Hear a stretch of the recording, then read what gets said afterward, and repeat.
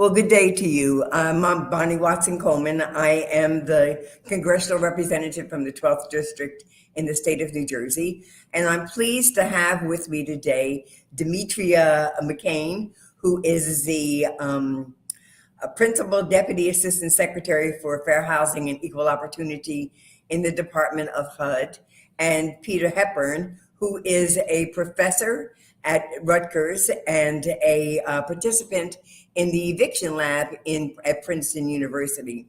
We're going to first be given the opportunity to hear from Demetria on representing HUD as she's not able to be with us very long. And then Peter and I are going to engage in a conversation about the findings of a very important report, research project that he engaged in as it relates to I guess it's a relationship between housing, jobs, schedules, parenthood, all of those things that, we think about when we want to make sure that we have healthy families safely and securely housed and cared for. And so I'd like to start off by asking Demetria if she would mind addressing us for a few minutes. Thank you all for having me here today. I'm glad we got through some of our technical challenges. I'm joining you here today from the other coast. I'm on the West Coast in Seattle right now, meeting with some of our staff members here at HUD. But listen, first of all, I want to send my regards, send the regards of HUD Secretary Marcia L. Fudge, who leads the very important work that we do over here at HUD. You guys, I want to start out, if I could, with the poem by the great poet Langston Hughes.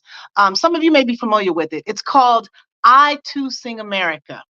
It goes like this. I too sing America. I am the darker brother. They send me to eat in the kitchen when company comes, but I laugh and eat well and grow strong. Tomorrow, I'll be at the table when company comes. Nobody dare say to me, eat in the kitchen then. Besides, they'll see how beautiful I am and be ashamed. I too sing America. Now this poem, although it was written as far back as 1926, about 100 years ago, it remains often quoted.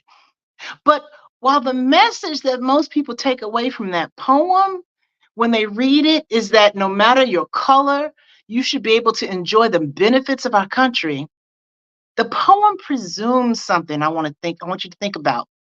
The poem presumes that there is a kitchen where the speaker sits and eats while waiting to join others up front. And to presume that there is a kitchen is to presume that there is a home. But almost 100 years later, we see the growing body of evicted and unhoused children and families, disproportionately Black families. At HUD, we are using the federal resources we have and the leverage we have to make a difference when it comes to evictions. Evictions which are largely governed by state and local law. Now, Secretary Fudge often says, when you lose your why, you lose your way. Well, at HUD, our why, our mission, that is to say, is to create strong, sustainable, inclusive communities and quality, affordable housing for all. All is that word. And under the Biden-Harris administration, this is our North Star, and it is the star on which we remain focused. And in particular, my office, the Office of Fair Housing and Equal Opportunity, enforces civil rights when it comes to housing. This includes the Fair Housing Act, which actually prohibits discrimination on the basis of race, color, national origin, familial status, religion, sex, including gender identity and sexual orientation, and disability. And I am thrilled that you are pulling this event together today, Representative. It is so important that we discuss the disproportionate effect evictions have on Black women and their young children. We know that evictions and the threat of evictions have a severe effect on economic health and well-being. And we also know that Black women and Black parents face potential discrimination across multiple protected classes: race, sex, familial status, just to name a few, disability. Now, HUD is certainly committed to rooting out housing discrimination, and protecting tenants against the harmful effects of eviction. Just last week, folks, hot off the presses, just last week, HUD announced a rule that it's proposing that actually will require that when tenants, those who reside in public housing or in properties that are receiving project-based rental assistance, like Section 8, project-based rental assistance, or Section 202, or the 811 supportive housing programs, when those tenants face eviction for non-payment of rent, public housing agencies and multifamily housing owners would need to provide those tenants with a written notification at least 30 days prior to the termination of the lease. Now, this particular proposal that we pulled together is called the 30-day notification requirement prior to termination of lease for non-payment of rent.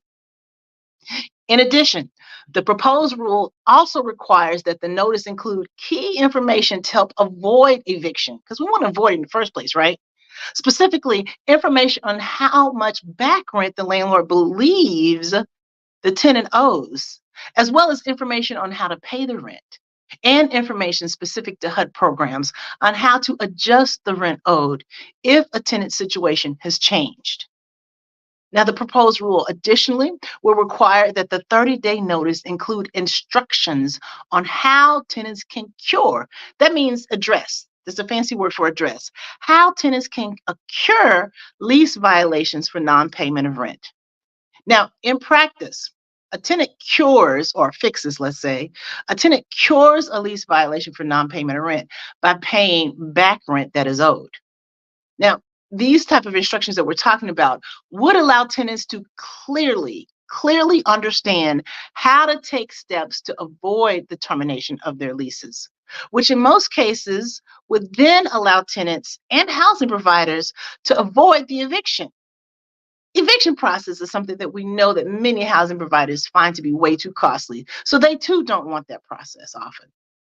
And the proposed rule also will require that the 30-day notice include information on how tenants can recertify their income, because that's in those special programs, they have to do that. And also how the tenants can request a minimum rent hardship exemption in certain situations. And finally, this proposal is trying to do a lot. The proposed rule would allow the secretary to require additional information in the 30-day notice in the cases of a presidential declaration of a national emergency. So, folks, I invite you all to visit regulations.gov if you'd like to comment on this rule. We're actually going to take the public comments into consideration before we draft the final version. And those comments, if you're interested, are due January 30th. And let me just mention that HUD's inaugural eviction protection grant program, separate thing that we've done at HUD. We started that in 2021 with awards to at that time, 10 legal service providers to actually provide legal assistance for tenants facing eviction during a time when our country was absolutely wrestling with the impact of the pandemic that we all know about. Do you know that in less than 6 months from that program's inauguration, we saw those legal service providers give over 2,400 households assistance at every stage of the eviction process? It is uncontroverted that one of the leading interventions to prevent evictions is providing legal assistance to at-risk tenants. Now, certainly, as we're talking about evictions, a shortage of affordable housing actually contributes to some of this issue. HUD is actually working hand in hand with the White House to deploy an ambitious housing supply action plan, actually to increase affordable housing production across the country. Now, this plan has been reflected in the administration's budget request since its release and truly represents an all-of-government approach to actually tackling the country's shortage of affordable housing. This includes, but it's not limited to, a recently published $85 million competitive funding opportunity for what we call the Pathways to Removing Obstacles to Housing. We call it our pro-housing program. Now, this first of its kind federal program will provide communities with the funding they need to identify and remove barriers to affordable housing production and preservation. Listen, Disparate impact evictions have an incredible impact on Black women. And this is a very serious issue. But it doesn't only impact the individual family, it impacts entire communities. HUD will continue to use its resources to address this issue. We believe that is super important. And if anybody listening faces what they believe is discrimination, housing discrimination as it relates to evictions, please know that you should contact our office. You don't need to be an expert or legal expert. Contact our office and just visit hud.gov/fair housing. That is what I have to say for you all today. There's so much good stuff that you're going to listen to today. Before I close, I just want to deeply, deeply, deeply thank you for convening this group and this discussion today. Take care, everyone.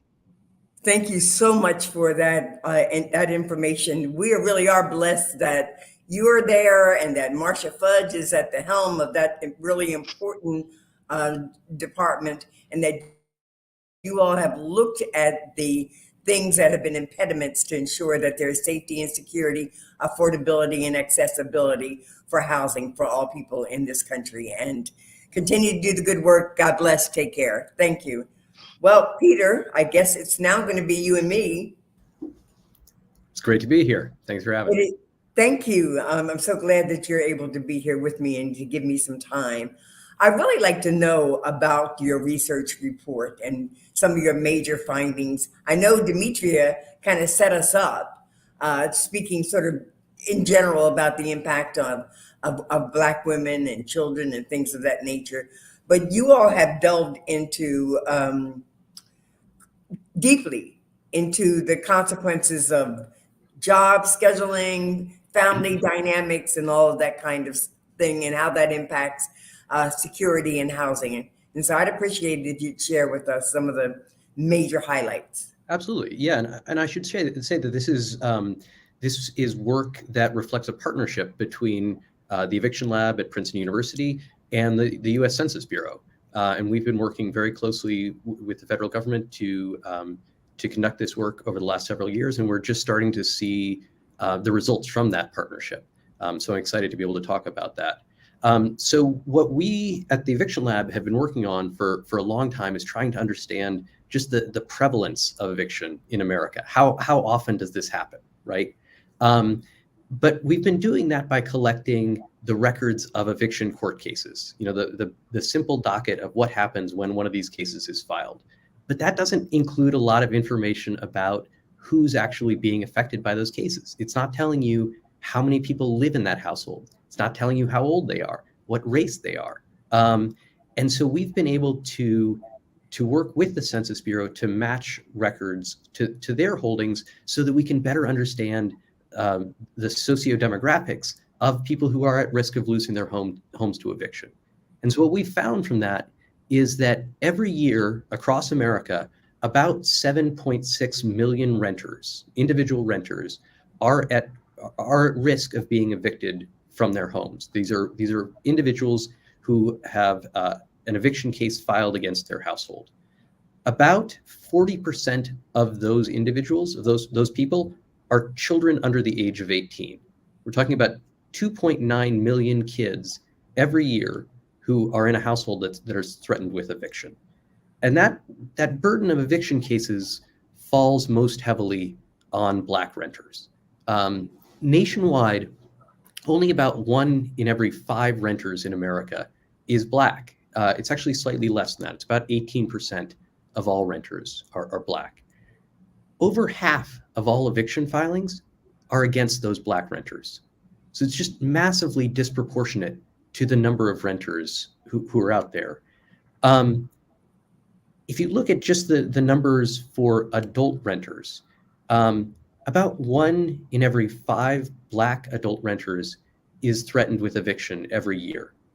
For white renters, that number is 1 in every 24. So we're talking about 5 times greater risk for Black renters than for white renters. It's a really staggering racial disparity in how often these cases are filed against Black renters.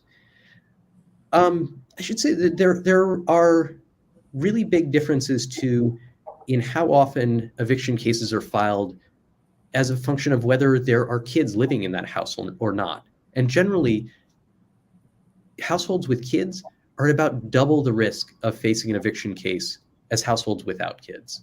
And that reflects a number of factors. Kids are, as someone who has young kids, I can tell you they're loud. They can do some damage. They can be pretty expensive. It's often easier and less stressful to rent to families without kids. So they're a significant risk factor for eviction cases. And I also wanted to highlight the fact that the numbers that I'm talking about are sort of averages across the country.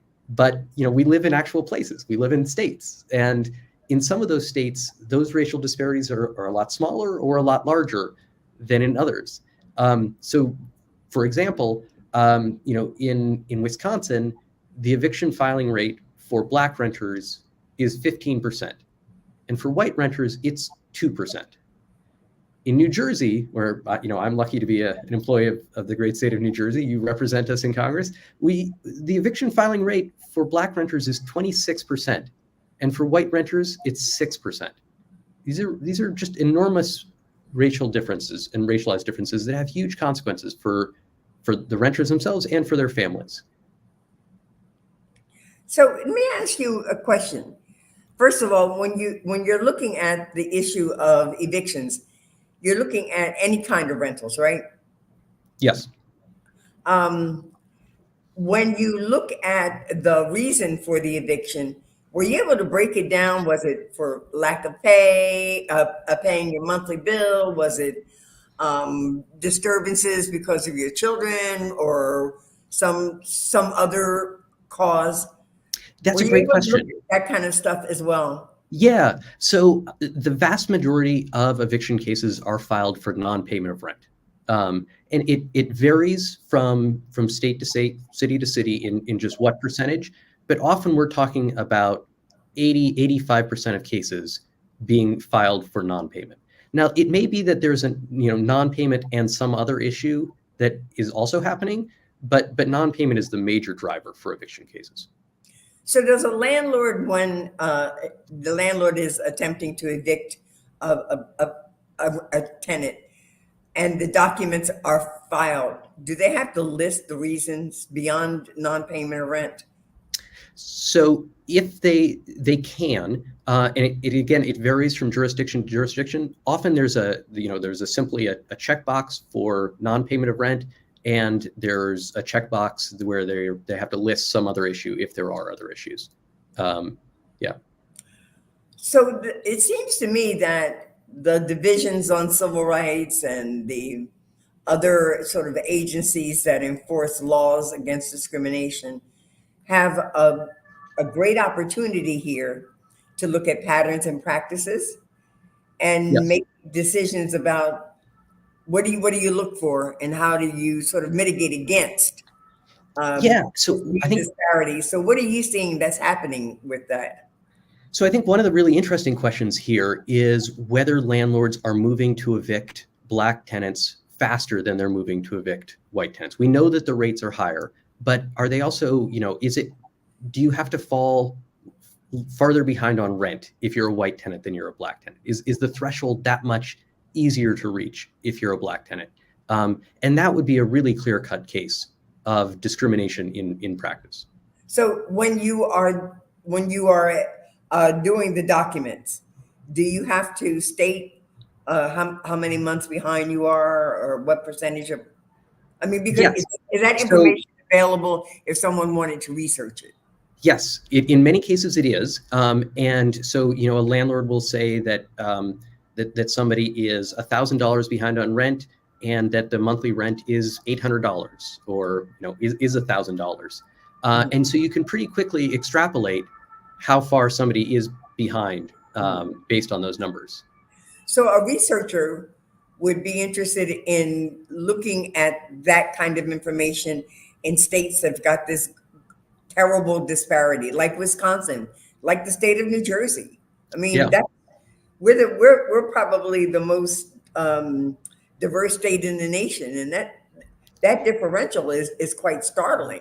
Yeah, yeah. Versus 26%. So is that a research project that we ought to be looking at as a next generation to try to get a handle on? Are these straight up discrimination cases, in which case the law needs to be applied in those situations?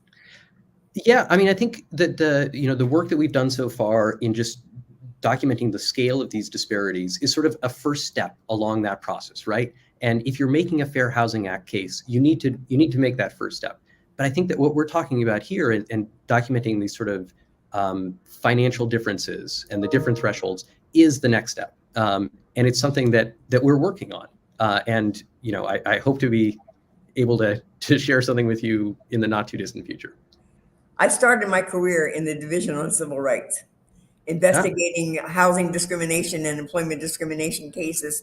So I'm very interested in how we're looking at those issues now. We even looked at issues involving children, families being evicted at a greater rate because they had children, and how that wasn't the right way to go as well. So there's just, it saddens me that the disparities are so great in 2023.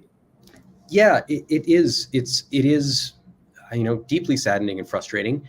And the reality is that the way that we collect data about this issue, about eviction, makes it really hard to see and to document these sorts of disparities too. I mean, we've had to do this through a years-long partnership with the Census Bureau that we've been able to pursue, but we're in a very privileged position and as an academic institution to do that work.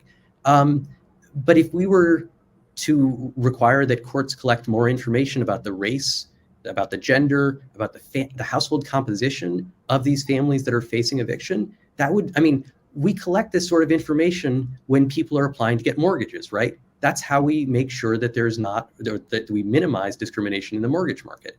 We don't do anything similar when it comes to rental housing and eviction. There's no equivalent to the Home Mortgage Disclosure Act. And that means that when you can't see it, it's really hard to do anything about it, right? So do you think that that's something we ought to be looking at? I think there's definitely, yeah, I think there should be work on that front. And there has been proposed legislation through the Eviction Crisis Act that would require the development of a federal eviction database, and it would move toward requiring courts to collect that sort of information. As Ms. McCain, alluded to, however, one of the real big challenges here is that a lot of this happens at the state and the local level, and so the role of the federal government here is complicated. Most states have an anti-discrimination law that they could expand how they interpret things, particularly in doing patterns and practice cases. I know that's sort of a bad thing to talk about right now in this environment, pattern and practices, but we need to recognize that in order to address these disparities, we've got to prove it, not anecdotally and not one-on-one cases, but it's got to be shown as a pattern of behavior that has a negative impact on a particular cohort of people differently. Absolutely. Yeah, I couldn't agree more. And I think it's been really encouraging to start to see state attorneys general step up and to take action in exactly that direction, and to start to see eviction and these sorts of disparities in eviction as a clear Fair Housing Act violation. What do you think are some of our next steps? I think that a lot of what Ms. McCain was talking about there are really important and really terrific steps in the right direction. That's because we got a great secretary of HUD. Yeah, who absolutely. was a mayor, who was a member right. of Congress, who is a woman of color and is a lawyer and understands some of the sort of nuances that other folks perhaps weren't picking up. Absolutely. Sorry Yeah. to interrupt. No. I was just going to say that, that 30-day notice requirement that they've proposed for public housing authorities and for properties that are receiving project-based Section 8 funds, that's a great step in the right direction. I mean, it's one of the things that we found in our research is that unfortunately, public housing authorities account for a disproportionate share of eviction filings and a disproportionate share of what we call serial eviction filings. These are repeated cases against the same tenant at the same address. And these are cases that are about rent collection. They're about, the landlords, in this case, the public housing authority, repeatedly filing cases for really small amounts of back rent that are due, and using the eviction system as a way to try to collect that rent. And there are a whole variety of reasons why they're doing that. The housing authorities are under a lot of pressure to meet rent collection metrics and to prove their efficiency. But in doing that, they're fundamentally undermining the housing stability of those families, right? And their vision.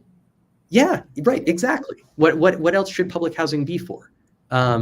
It's, I think, moving to extend that time period to 30 days so that families have more time to pay that back rent, to get back caught up, to reassess their income and potentially get their rent reduced.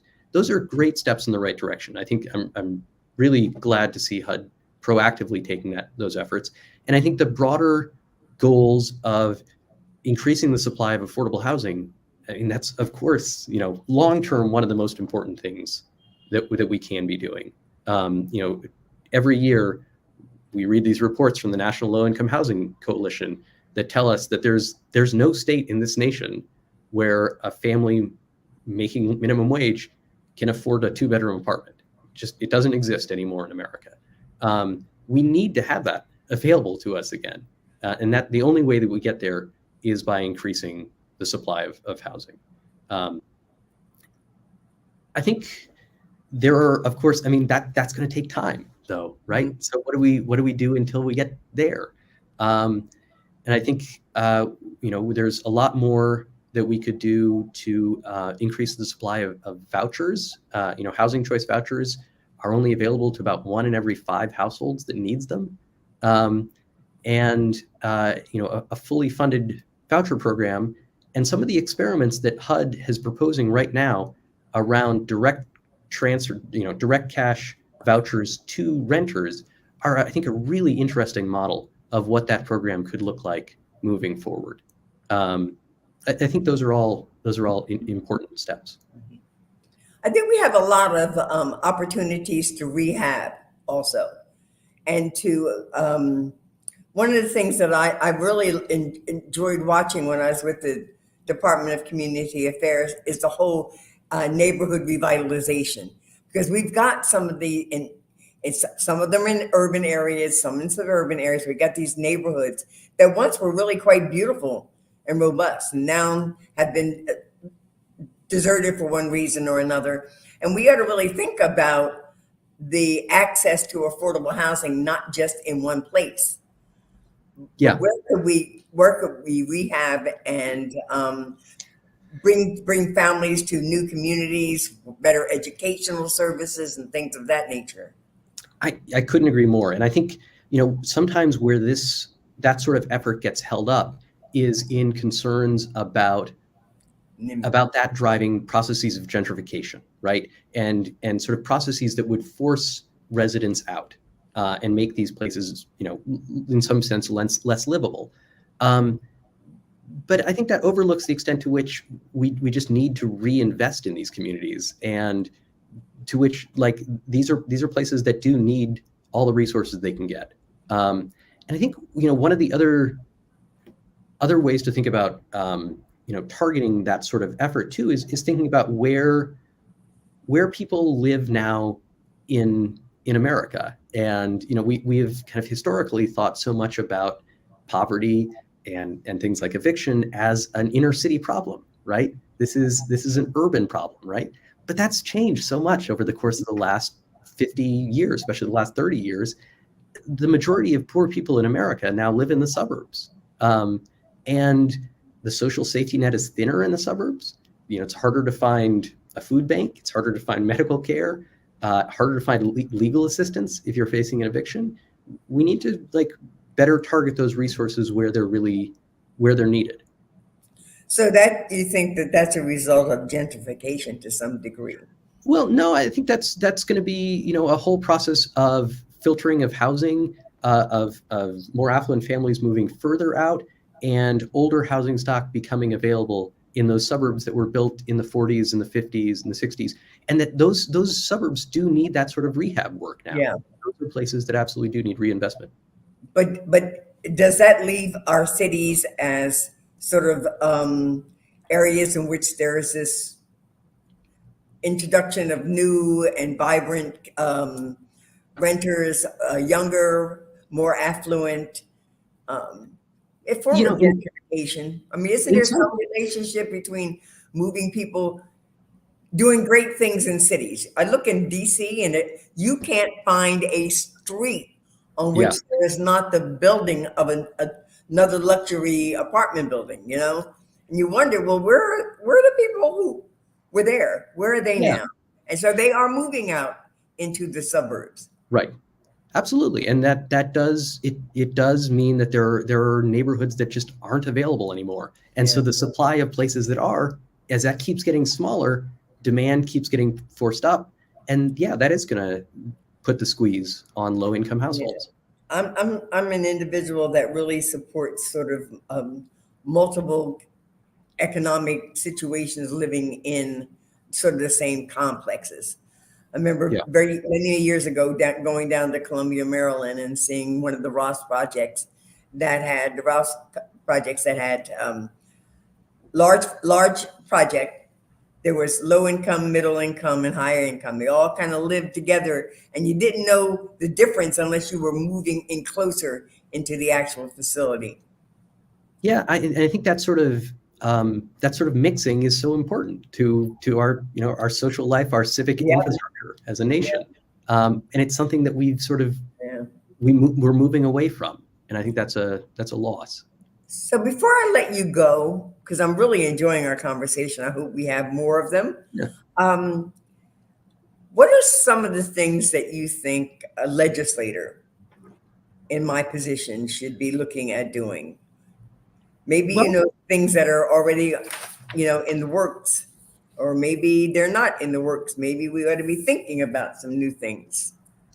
I mean, I think that the legislation that I mentioned earlier, the Eviction Crisis Act, is a really important step that would both improve our understanding of eviction in America and take steps to create solutions and to develop long-term solutions. I mean, that we have built, during the pandemic, we built an infrastructure for delivering emergency rental assistance. Yes. Right? In the course of 6 months, we had to build up a system for delivering $46.5 billion in rental assistance. And if we don't keep money flowing through that will fall apart. And that would be a real lost opportunity. I think we're working now, and I know HUD is supporting other research on evaluating just how effective that was. But the early evidence is pretty clear that it made a big difference. And I think, continuing to support those sorts of programs is a really important step. And, continuing to support efforts to promote zoning reform at the state and the local level to encourage the development of more affordable housing in communities across the nation, and to continue to work with HUD, to push HUD to better understand eviction practices from properties that they subsidize, because that's a clear area where the federal government can play a role. So not only the sort of rulemaking that they're proposing with the 30-day notice period, but also we need to know more about what those Section 8 housing choice voucher recipients, how well protected they are from the threat of eviction, and what more we can do to make sure that those landlords are not turning to eviction quickly. Wow. So there's a lot to be done here. No shortage of work. So vitally important. You think about the impact of evictions on not just disrupting the family, I mean, but just disrupting the children. Yeah. One minute they're in one school district, next minute they're in another school district, and it's just, yeah. Yeah, no, I'm working on a project right now looking at these sorts of effects on kids, and even for the kids who are able to stay in the same school district, even for the kids who can stay in the same school, they're more likely to get suspended. They're more likely to have more absences. It just like all of these downstream consequences that make that educational trajectory less and less stable. Yeah, you just hit the nail on the head there. I want to thank you for the time that you've given me, especially under the conditions in which you're giving it to me. It's my pleasure. I just want to know, is there anything you'd like to just say in closing? No, I think I really appreciate your focus and your attention, your work on this issue. It's so vitally important, and it's great to have representatives up there in Washington doing this work. So thank you. Thank you, and I look forward to working with you in the future, because this is not a one-off here. No, we've got a long road ahead of us, and we just need to stick to it. Thank you. God bless. Take care. All right. Bye. Bye.